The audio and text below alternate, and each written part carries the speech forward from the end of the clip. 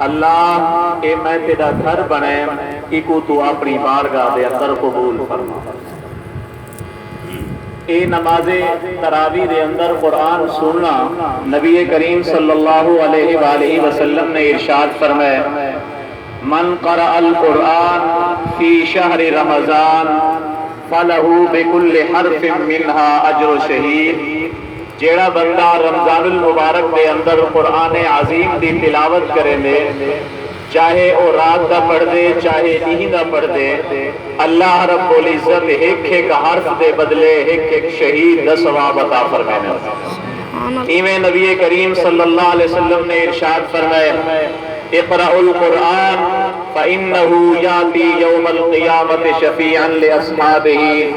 لوگوں قرآن پڑھا کرو، کل قیامت والے جہاڑے اے قرآن اپنے پڑھن والے دی شفاعت کرے سے۔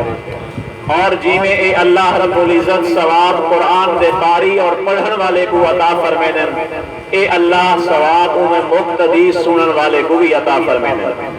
کیونکہ ترمذی شریف کی حدیث ہے، نبی کریم صلی اللہ علیہ وآلہ وسلم نے فرمایا من کان لہو امام فقراءۃ الامام لہو قراءۃ۔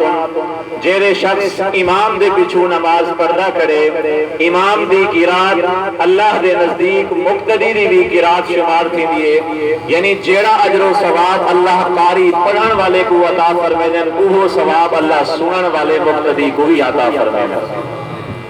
اے قرآن عظیم اللہ دی ایسی عظیم کتاب ہے جنہیں پڑھن والے واسطے نبی کریم صلی اللہ علیہ وسلم نے فرمایا اذا احب احدکم ان یحدث ربہ۔ لوگوں جے ویلے انسان دا دل کریں دے کہ اج میرا والد ہوئے ہا، میں اپنے والد نال ہم کلام تھیما ہا، اج میرا بھائی ہوئے ہا، میں اون دے نال ہم کلام تھیما ہا، اج میرا محبوب ہوئے ہا، میں اون دے نال ہم کلام تھیما ہا۔ اللہ دے نبی نے فرمایا جے ویلے تہاڈا یہ دل آکھے